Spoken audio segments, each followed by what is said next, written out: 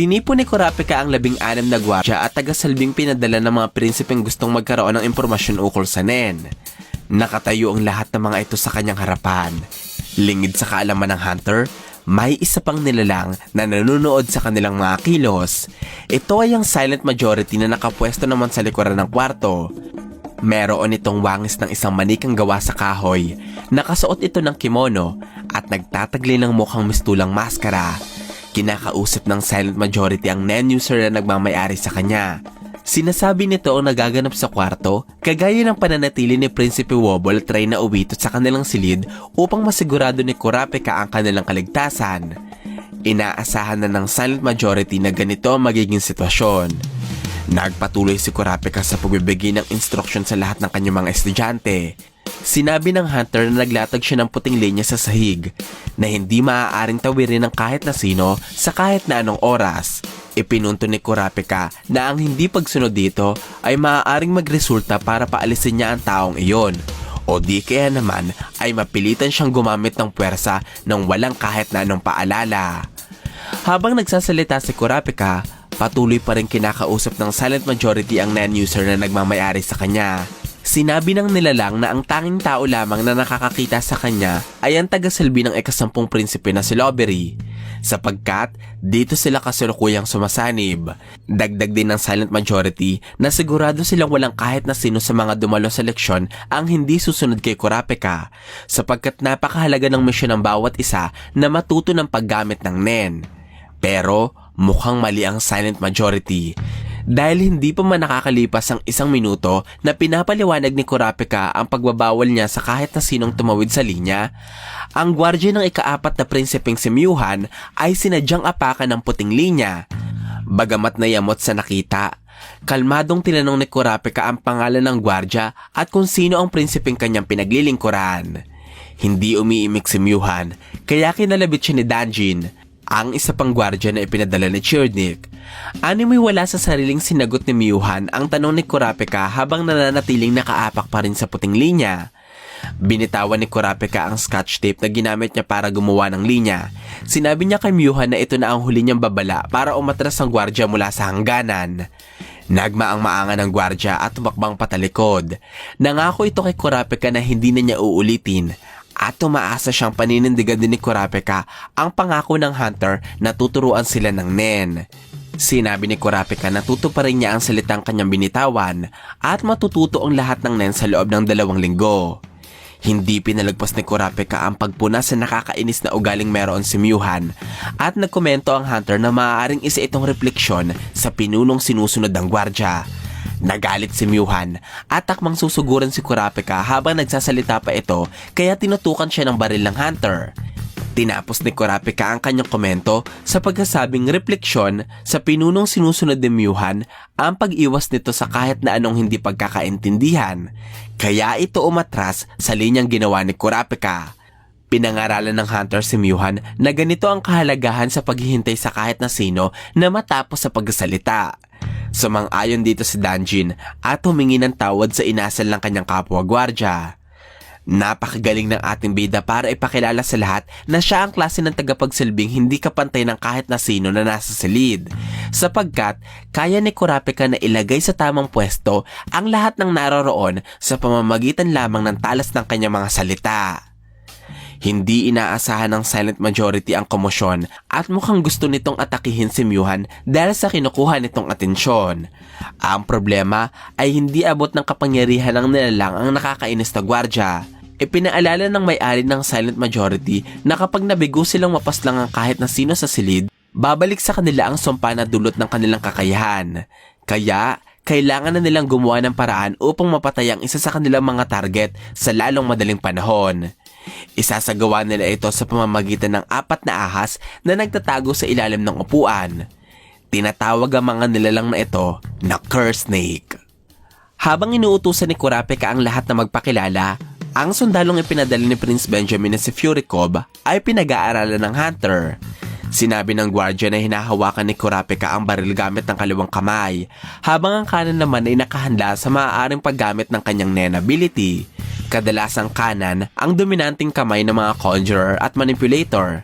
Sa dalawang tape na ito, nahulaan ng sundalo na si Kurapika ay isang conjurer dahil sa lakas ng daloy ng 10 na bumabalot sa kanang kamay ng hunter. Ang kadena ni Kurapika ay lumalabas sa kanyang kamay. Dahilan nito para ituon niya ang kanyang oras sa parting ito ng kanyang katawan. Kaya, kahanga-hanga na sobrang galing ni Furikov sa pagkilatis ng tama sa uri ng nen na tinataglay ni Kurapika. Ano kaya magiging reaksyon ng sundalo kapag nalaman niyang baliwala lamang ang pag-alam sa nen type na kinabibilangan ni Kurapika bilang kaya ng hunter na pagharian ng lahat ng nen type sa pamamagitan ng Emperor Time? Dahil sa paniniwala niya sa kanyang pag-aanalisa, nahulaan ni Furikov na si Kurapika ang gwardyang may abilidad na puwersahin ang kahit na sinong magsabi ng katotohanan. Impormasyong narinig nila sa earpiece ni Vincent noong namatay ito sa harap nila Kurapika. Tama ang lahat ng hula ni Furikov, pero para makasigurado, gusto niyang hingiin ang obserbasyon ni Bobby Mayna, ang kapwa niya sundalong na unang ipadala sa silid para pag-aralan ang aksyon ng kampo ng ika-14 na prinsipe. Lumapit si Furikov kay Bobby Mayna at tinanong kung bakit hininto nito ang paggamit ng N. Sinagot ni Bobby Mayna ang kapwa sundalo nang wala itong pakailam sa desisyon niya, kaya hiningi na lamang ni Furikov kay Bobby Mayna ang obserbasyon nito sa kakayahan ng kampo nila Kurapika. Sinabi ni Bobby Mayna na sigurado siyang ang hunter ang namumuno sa aksyon ng kampo ng ika-14 na prinsipe. Nahulaan niya rin na maaaring manipulator o conjurer si Kurapika at marami itong abilidad bukod sa pagpwersa sa kahit na sinong magsabi ng totoo. Halos kapareho ito ng obserbasyon ni Furikov, kaya tinanong niya si Bobby Mayna kung nakahanda na ba ang kanyang pangtapat kanila Kurapika. Sinagot siya ng kapwa sundalo sa pagkasabing hindi pa ito nakahanda sapagkat hindi niya pa nakikita ang nenbis ni Prinsipe Wobble at hindi niya pa alam ang abilidad ni Bill. Tinanong muli ni Furikov kung kailan niya ito mapiprepara. Sinabi ni Bobby Mayna na pwede na niyang gamitin ang pangtapat kanila Kurapika pagkatapos ng sunod na pagkasalo sa barko. Ating nalaman sa chapter 366 na si Bobby Mayna ay may counteractive type ability o mga abilidad na may kakayahang magbalik ng pinsala sa kanyang mga kalaban. Sa madaling salita, maaaring pinaplano nila Bobby Mayna na atakihin sila Kurapika sa oras na malaman na niya ang lahat ng abilidad ng kampo nila Prinsipe Wobble. Samantala, sa loob ng silid ni Prinsipe Wobble, si Bill ang gumagabay kay Rey na Uwito para matuto ng nen at magkaroon ng sariling abilidad. Sinasamantala nila ang pagkakataon habang hindi gumagamit si Bobby Mayna ng N. Tinanong ni Bill kung anong nararamdaman ni Uwito. Sinabi ng Reyna na nakakaramdam siya ng kaunting sensasyon sa pagitan ng kanyang mga daliri. Nakiusap si Bill na ituloy lamang ng Reyna ang kanyang pag-iensayo dahil sa isip ng gwardya, si Uwito ay katulad lamang ng karamihan na walang espesyal na talento sa pagtataglay agad ng kapangyarihan. Natapos na ang lahat sa pagpapakilala ng isa't isa. Nakatayo pa rin ang silent majority sa bandang likuran at nag-aantay ng tamang pagkakataon para umatake. Sinabi ng may-ari ng silent majority na kapag may kumuha ulit ng atensyon ng lahat, uumpisahan na nila ang pagpatay sa kanilang target. Tinanong ni Kurapika ang kanyang mga estudyante kung sino sa kanila ang marunong gumamit ng nen. Nagtaas ng kamay si Furikov at Biliranti. Kinuwestiyon ni Loveberry sa kanyang sarili kung anong naisipan ng mga ito at sumali pa rin sa leksyon ni Kurapika gayong marunong na ang dalawa sa paggamit ng nen. Habang iniisip ito ng tagapagsilbi ni Prince Cacho, napansin niya ang silent majority na nakatayo sa likuran ng silid. Tiningnan niya ito ng maigi. Nagkatitigan sila ng nilalang kaya natuwa pa ang may-ari ng silent majority at sinabing kailangan na lamang ni Loveberry na kuhain ang atensyon ng lahat. Hindi kinuwestiyon ni Kurapika sila Furikov at Biliranti sa pagdalo pa rin ng mga ito sa leksyon niya ukol sa nen dahil inaasahan niya na mangyayari ito. Kaya, sinabi niya na lamang sa dalawa na pwede silang maging tagahatol sa paraan ni Kurapika sa pagtuturo at pwede rin silang magpahayag ng mga payo na makakatulong sa lahat na matuto. Napansin ni Furikov na may 4 pang nen users ang hindi umaamin kay Kurapika ukol sa kanilang kakayahan. Iniisip niya ang mga plano ng mga ito hanggang sa napansin niyang may tinititigan kung ano si Loveberry. Kaso, nung sinundan niya ang direksyon ng paningin ng tagapagsilbi, wala siyang kahit na anong nakita roon. Tinanong ni Loveberry ang kapwa niya tagapagsilbi na si Yuri kung sino ang babaeng nasa likuran. Pero maging ito ay hindi rin nakikita ang nilalang. Itinaas ng silent majority ang kamay, aksyong nagpasigaw kay Lovery para itanong sa lahat kung ano ang ginagawa ng nilalang. Nagtaka ang mga taong nasa silid sa pagsigaw ni Lovery sapagkat wala silang nakikitang kahit na sino o kahit na ano sa direksyong tinuturo nito.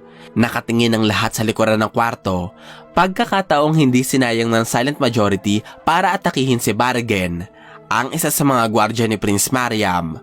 Napalihod si Barrigan sa sahig at may kung anong nilalang na wangis ahas ang sumasakal dito. Nakapulupot ito sa leeg ni Barrigan at habang inaalis nila ang nilalang ay unti-unting natuyo ang katawan ni Barrigan at nawawalan ng buhay. Pinaliwanag ng NEN user na ang silent majority ay gumagamit ng 4 na ahas at kapag nagtagumpay ang mga ahas na ito maatake ang kanyang mga target, kaya nilang higupin ng lahat ng dugong nasa loob ng katawan ng isang tao sa loob lamang ng 11 segundo. Hindi lamang leeg ang binabalutan ng ahas para magawa ito, kundi pati na rin ang mga braso at katawan ng biktima. Ganito ang nangyari kay Barrigan, kaya para subukang mailigtas, pinagbabaril ni Sakata ang mga ahas. Napatay niya ito at parang likido lamang na nalusaw ang mga nilalang sa harapan ng lahat. Sinabi ng gwardya na lumayo muna sila sapagkat maaaring marami pang ganitong nilalang sa loob ng katawan ni Barrigan. Naglakas ng loob si Beliranti na lumapit sa kanyang kasamang gwardya at malungkot niyang sinabi na wala ng buhay si Barrigan. Namatay ito hindi dahil sa ahas kundi dahil sa tama ng bala ng baril ni Sakata. Pero pinaninindigan ni Sakata na patay na talaga ang gwardya dahil sa pag-atake ng mga nilalang at kailangan na nilang tawagan ng hukbo ng kakin para ipagbigay alamang naganap ng pagpaslang. Sa kabila ng nakakabiglang pag-atake kay Barrigan, ang tanging bagay lamang na napansin ni Kurapika ay ang uri ng baril na ginagamit ni Sakata. Sinabi niya na hindi sasapat ang gyo para harangan ng mga balang manggagaling sa baril ng gwardya. Napansin ni Bobby Mayna ang pagiging kalmado ni Kurapika. Nagtataka siya sa reaksyon nito, gayong sigurado ang sundalo na alam ni Kurapika na hindi mga nenbis ng mga prinsipe ang pumatay kay Barrigan. Tumaas ang tensyon sa buong kwarto. Lumapit si Yuri kay Lovery. Tinanong niya ito kung nakikita pa rin ba ng tagapagsilbi ang nilalang na nakatayo kanina sa bandang likuran.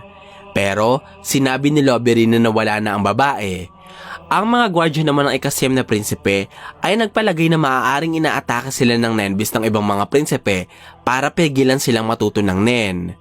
Pinapanood lamang ni Kurapika ang kaguluhan at nag-aalala siya na baka ang mamamaslang ay isa sa kanya mga tinuturuan.